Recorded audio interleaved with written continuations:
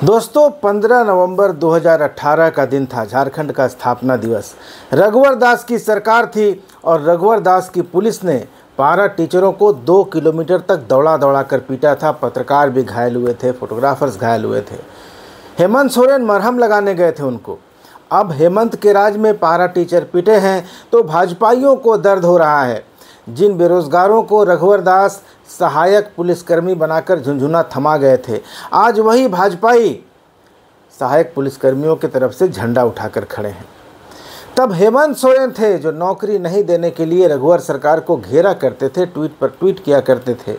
आज बाबूलाल मरांडी और अमर बावरी नौकरी नहीं देने के लिए हेमंत सोरेन को घेर रहे हैं। तब मुद्दा CNT SPT में बदलाव का था। पत्थलगड़ी आंदोलनकारियों पर पुलिस फायरिंग हुई थी। मॉब लिंचिंग बड़ा मुद्दा बना था।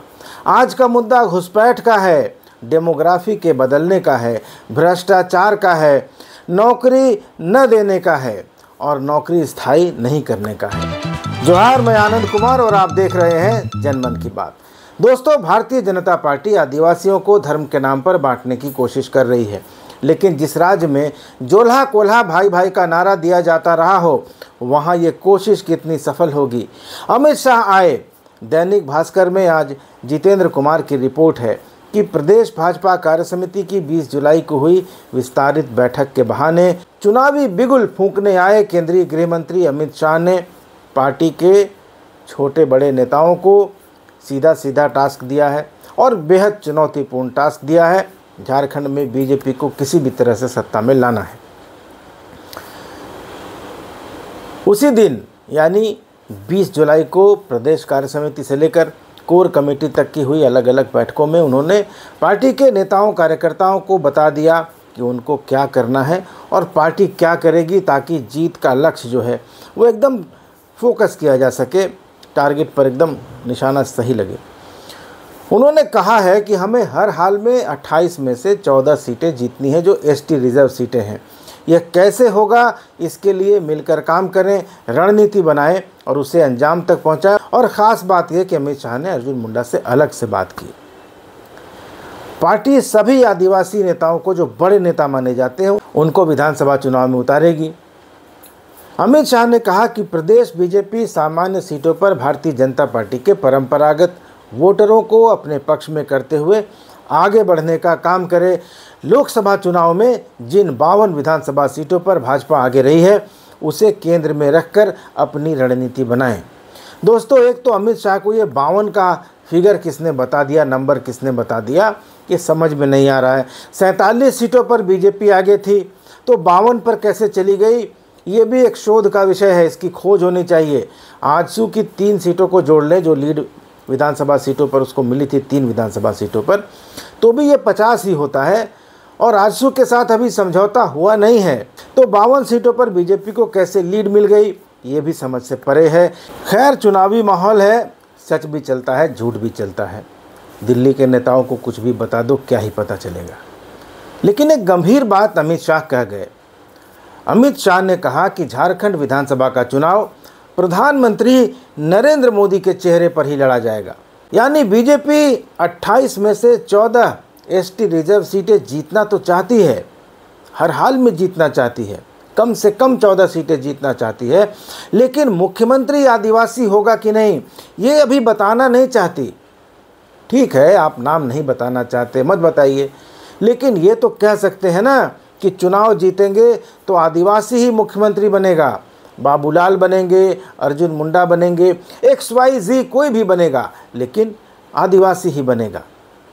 नवभारत टाइम्स की एक रिपोर्ट में कहा गया है कि चुनाव में बहुमत मिलने के बाद बीजेपी ओडिशा, मध्य प्रदेश, राजस्थान या छत्तीसगढ़ की तरह झारखंड में भी चौंका सकती है।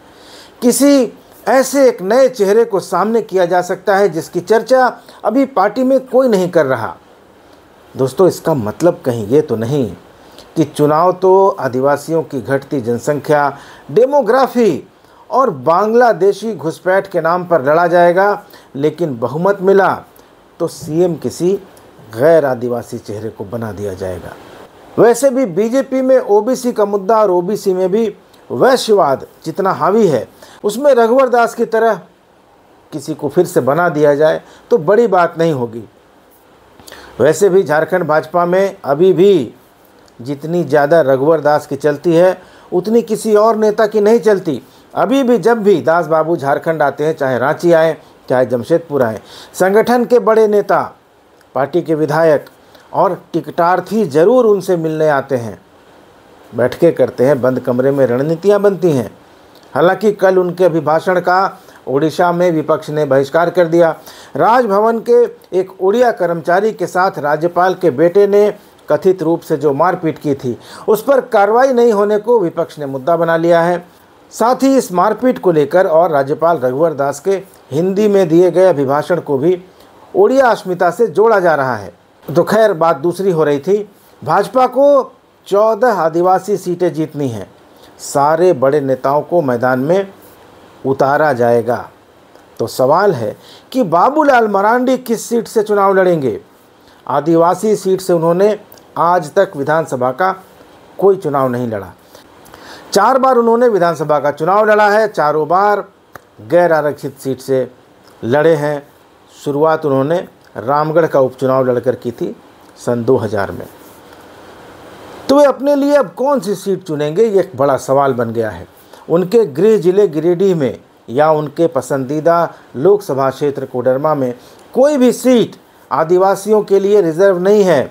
इनफैक्ट बात करें तो उत्तरी छोटा नागपुर पूरे प्रमंडल में ही आदिवासियों के लिए एक भी सीट आरक्षित नहीं है। संथाल परगना में कुल 18 विधानसभा की सीटें हैं। इन 18 में से 7 सीटें एसटी रिजर्व हैं। इन सीटों में बोरियो, लिट्टीपाड़ा, बरहेट, महेशपुर, दुमका, शिकारीपाड़ा और जामा की सीटें शामिल हैं। आते हैं दक्षिणी छोटा नागपुर प्रमंडल की तरफ। सबसे ज़्यादा अगर एसटी रिजर्व सीटें कहीं हैं तो साउथ छोटा नागपुर कमिश्नरी में हैं। ये 11 सीटें यहाँ एसटी के लिए रिजर्व हैं, कुल 15 सीटें हैं। और जो सीटें रिजर्व हैं उनके नाम हैं खिजरी, खूंटी, तमाड़, तोरपा, कोलेबिरा, सिमडेगा, लोहरदगा, मांडर, सिसई, गुमला और बिशुनपुर। कोल्हान में 14 सीटें हैं कुल। इन सीटों में 9 सीटें एसटी रिजर्व हैं। इनके नाम हैं घाटशिला, पोटका, खरसावां, सरायकेला, चाईबासा, मझगांव, जगन्नाथपुर, मनोहरपुर और चक्रधरपुर। पलामू प्रमंडल में सिर्फ 1 सीट एसटी रिजर्व है। लातेहार ज़िले में ये सीट है और उसका नाम है मनिका सीट। तो कुल जमा ये 28 सीटें अनुसूचित जनजाति के लिए झारखंड में आरक्षित हैं। यानी पूरे नॉर्थ छोटा नागपुर में एक भी सीट ट्राइबल्स के लिए रिजर्व नहीं है। पलामू, कोडरमा, गिरिडीह, हजारीबाग, चतरा, बोकारो और धनबाद ज़िला पूरी तरह से या तो एससी के लिए रिजर्व है या फिर जनरल है। मनिका की मैंने बात कही, ये चतरा लोकसभा में पड़ता है लेकिन लातेहार ज़िले में स्थित है ये विधानसभा क्षेत्र। तो झारखंड भाजपा के अध्यक्ष, झारखंड भाजपा के आदिवासी अध्यक्ष बाबूलाल मरांडी, जो कि झारखंड गठन के बाद से ही उत्तरी छोटा नागपुर प्रमंडल की सामान्य सीटों से, गैर आरक्षित सीटों से लोकसभा और विधानसभा का चुनाव लड़ते आ रहे हैं। वे आदिवासी सीट से लड़ेंगे तो कहाँ से लड़ेंगे ये उनको तय करना है। और ये चयन आसान नहीं होने जा रहा है दोस्तों, क्योंकि दक्षिणी छोटा नागपुर की जो सीटें हैं वो मुंडा, उरांव और खड़िया जनजाति बहुल सीटें हैं। बाबूलाल मरांडी संथाल समुदाय से आते हैं। ऐसे में दक्षिणी छोटा नागपुर से अगर वो लड़ते हैं, बात चल रही है कि वे खिजरी से लड़ाए जा सकते हैं, तो कितना सेफ रहेगा। कोल्हान में बल्कि ज़्यादा स्थिति बेहतर है क्योंकि सरायकेला और घाटशिला की सीटें संथाल बहुल हैं। बाबूलाल मरांडी संथाल परगना से भी चुनाव लड़ सकते हैं। संथाल में उन्होंने दुमका लोकसभा सीट को 2 बार जीता है, 1998 और 1999 में। एक बार शिबू सोरेन को हराया, एक बार उनकी पत्नी को हराया। तो दुमका की सीट भी उनके लिए विकल्प हो सकती है। लेकिन बाबूलाल मरांडी एसटी सीट से लड़ेंगे या अनरिजर्व सीट से, ये समय बताएगा। दोस्तों, झारखंड बीजेपी के पास अब एक और बड़ा आदिवासी नेता आ गया है लौटकर, और ये नेता हैं 3 बार के मुख्यमंत्री रहे अर्जुन मुंडा। खबर ये भी आ रही है कि खरसावां सीट, जहां से अर्जुन मुंडा 4 बार चुनाव जीते हैं, वह अब उनके लिए सुरक्षित नहीं बताई जा रही है। और अर्जुन मुंडा खुद भी नहीं चाहते कि वे खरसावां से अब चुनाव लड़ें विधानसभा का। तो हो सकता है कि इस बार खरसावां सीट वे छोड़ दें। सूचना तो ये भी है कि अर्जुन मुंडा अपने लिए पोटका सीट को ज़्यादा सेफ मान रहे हैं, ज़्यादा सुरक्षित मान रहे हैं, और पोटका सीट से वे चुनाव लड़ना चाहते हैं। लेकिन ईटीवी भारत की एक खबर मैंने देखी और उस खबर में कहा गया है कि बाबूलाल मरांडी रांची की खिजरी विधानसभा सीट से और अर्जुन मुंडा को खूंटी के तोरपा विधानसभा सीट से उतारा जा सकता है। दोस्तों, ये दोनों ही सीटें इन दोनों नेताओं के लिए मुझे लगता है कि अनसेफ रहेंगी। लेकिन जब भाजपा के इन दो बड़े आदिवासी नेताओं की सीट ही फिलहाल पक्की नहीं है, तो बाकी नेताओं का क्या हाल होगा। भाजपा के पास जो दूसरे बड़े आदिवासी नेता हैं, उनकी बात करें तो कांग्रेस से लाई गई गीता कोड़ा हैं और जेएमएम से लाई गई सीता सोरेन। गीता जगन्नाथपुर से लड़ेंगी, वहाँ से विधायक रह चुकी हैं, उनके पति भी वहाँ से विधायक रहे हैं, मुख्यमंत्री रहे हैं। लेकिन भाजपा की लोकल इकाई उनका बड़ा विरोध कर रही है, वहाँ 3 गुटों में बीजेपी बटी है। तो गीता कोड़ा के लिए भी इस बार विधानसभा की राह आसान नहीं होने जा रही है। सीता सोरेन की बात करें तो उनकी बेटी जामा से लड़ सकती है और उसके जीतने के आसार भी हैं। लेकिन बोरियो, बरहेट, लिट्टीपाड़ा, शिकारीपाड़ा, महेशपुर और दुमका में बीजेपी के पास वैसे जिताऊ नेताओं की कमी है। वही हालत कोल्हान की है। 14 सीटों में से फिलहाल 13 सीटें इंडिया अलायंस के पास हैं और 1 सीट सरयू राय के पास है जो निर्दलीय हैं। इनमें बीजेपी ज़्यादा से ज़्यादा जितना भी मेहनत करे तो मुझे लगता है कि 2 सीटों की उम्मीद कर सकती है, उससे ज़्यादा की उम्मीद नहीं कर सकती। दक्षिण छोटा नागपुर में भी वही हालत है। वहाँ सुदर्शन भगत, समीर उरांव और डॉक्टर अरुण उरांव को उतारा जाना तय बताया जा रहा है। इस इलाके में ईसाई और मुस्लिम वोट बहुतायत में हैं। ऐसे में भाजपा 11 एसटी सीटों में से कितनी सीटें जीत कर ला सकेगी, ये तो समय बताएगा। हालांकि दक्षिणी छोटा नागपुर से ही भाजपा के पास अभी की दोनों आदिवासी सीटें हैं, खूंटी और तोरपा में कोचे मुंडा विधायक हैं और जैसा ईटीवी भारत की खबर है वहाँ अर्जुन मुंडा को उतारा जा सकता है। तो कोचे मुंडा भी क्या करेंगे, क्या उनका रुख सकारात्मक रहेगा या फिर वे बागी हो जाएंगे, ये कहा नहीं जा सकता।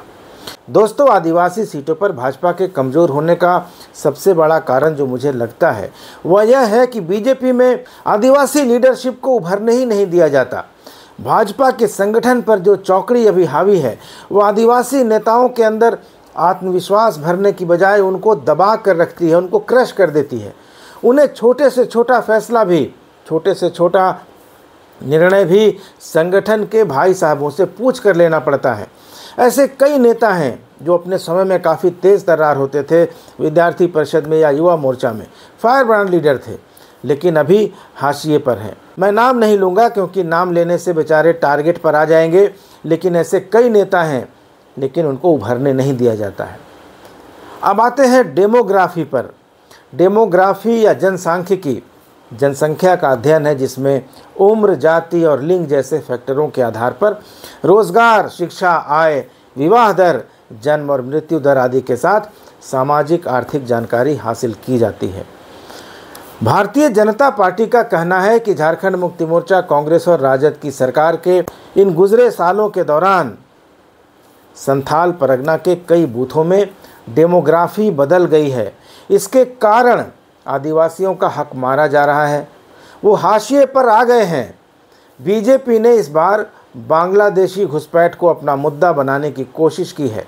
हाल ही में चुनाव आयोग को एक रिपोर्ट के जरिए बीजेपी ने बताया है कि राज्य के 1476 बूथों की डेमोग्राफी में बदलाव हुआ है। इन बूथों में पिछले 5 साल के दौरान मतदाताओं की संख्या 123% तक बढ़ गई है।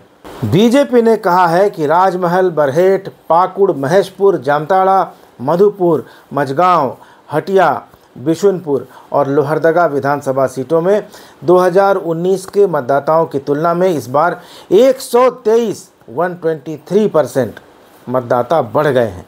यह रिपोर्ट बीजेपी की एक फैक्ट फाइंडिंग टीम ने तैयार की है जिसने राज्य के 10 जिलों का अध्ययन करने के बाद अपनी रिपोर्ट दी है। भारतीय जनता पार्टी का दावा है कि 10 विधानसभा क्षेत्रों की डेमोग्राफी में किया गया बदलाव एक सोची समझी साजिश का हिस्सा है। वर्तमान सरकार यानी हेमंत सोरेन सरकार ने अधिकारियों पर दबाव डालकर विदेशी घुसपैठियों का नाम वोटर लिस्ट में डलवाया है। इसका नुकसान उस क्षेत्र में रहने वाले आदिवासी और मूलवासियों को होने वाला है। लेकिन दोस्तों, क्या भाजपा का ये मुद्दा काम करेगा? बीजेपी पिछले कई साल से इन मुद्दों को उठाती रही है, लेकिन इसके बावजूद वह संथाल परगना की दोनों एसटी रिजर्व सीटें हार गई। गोड्डा की जनरल सीट पर जीत का मार्जिन घट गया। झारखंड में एक नारा दोस्तों बहुत पहले सुनने को मिलता था, बहुत ज़्यादा सुनने को मिलता था, अब कम सुनाई देता है। यह नारा था जोल्हा कोल्हा भाई भाई का। कहा जाता है कि 1962 में जयपाल सिंह मुंडा के साथ मिलकर अलग झारखंड राज्य की मांग को आगे बढ़ाने वाले जहूर अली ने जोल्हा कोल्हा भाई भाई का नारा दिया था। इसका मतलब है जोल्हा यानी अंसारी और कोल्हा यानी मुंडा दोनों भाई भाई हैं। भाजपा के लोग यह आरोप तो लगाते हैं कि बांग्लादेशी मुसलमान आदिवासी लड़कियों के साथ शादियां कर रहे हैं, उनकी ज़मीनें हड़प रहे हैं। हो सकता है कि सच हो, लेकिन फिर आदिवासी समाज के अंदर से विरोध क्यों नहीं हो रहा? आदिवासी समाज अपनी पहचान, अपनी परंपरा और अपनी संस्कृति से समझौता नहीं करता, इसके लिए मरने मारने पर उतारू हो जाता है। ऐसे में मुसलमान और ख़ास करके बांग्लादेशी घुसपैठिए मुसलमान, जैसा बीजेपी कहती है कि अगर आदिवासी लड़कियों का अपहरण करके शादी कर रहे हैं, तो आदिवासी समाज इस ज्वलंत मुद्दे पर शांत क्यों बैठा है? इसका जवाब भी भारतीय जनता पार्टी के लोगों को ढूंढना होगा। सिर्फ वोटों के ध्रुवीकरण, वोट पोलराइजेशन के मकसद से किया जाने वाला नैरेटिव तब तक काम नहीं करेगा जब तक कि उसको लेकर ज़मीन पर कोई विरोध या कोई प्रतिक्रिया नहीं हो। संदेश खाली में भाजपा यही कर करके मुंह की खा चुकी है। और सिर्फ संथाल परगना की 7 एसटी सीटें ही नहीं हैं, 11 सीटों वाले दक्षिणी छोटानागपुर और 9 एसटी सीटों वाले कोल्हान की आदिवासी सीटों को जीतने के लिए क्या रणनीति बीजेपी के पास है? हेमंत सोरेन की सरकार को सबसे भ्रष्ट, सबसे करप्ट बताने, हेमंत सोरेन को गट्टा पकड़कर कुर्सी से उतार देने और चंपई सोरेन के 5 महीनों के कार्यकाल की तारीफ करने के सिवाय भाजपा की तरफ से कोई ठोस काम किया गया हो ऐसा दिखाई दे नहीं रहा है। सब कुछ उसी ढर्रे पर, उसी रूटीन अंदाज में चल रहा है। दोस्तों, 15 नवंबर 2018 को रघुवर दास सरकार की पुलिस ने पारा टीचरों को रांची में 2 किलोमीटर तक दौड़ा दौड़ा कर पीटा था, तो हेमंत सोरेन उनके घावों पर मरहम लगाने गए थे। अब हेमंत सोरेन के राज में पारा टीचर पिटे हैं तो भाजपाइयों को दर्द हो रहा है, वे करा रहे हैं। जिन बेरोजगारों को रघुवर दास ने सहायक पुलिस का झुंझुना थमा दिया था, आज वही भाजपाई उनके समर्थन में नारे लगा रहे हैं। तब हेमंत सोरेन नौकरी नहीं देने के लिए रघुवर दास को घेरा करते थे, आज बाबूलाल मरांडी और अमर बावरी नौकरी नहीं देने के लिए हेमंत सोरेन को घेर रहे हैं। तब मुद्दा CNT SPT में बदलाव था, पत्थलगड़ी आंदोलनकारियों पर पुलिस फायरिंग थी, मॉब लिंचिंग थी। आज मुद्दा घुसपैठ है, डेमोग्राफी है, भ्रष्टाचार है।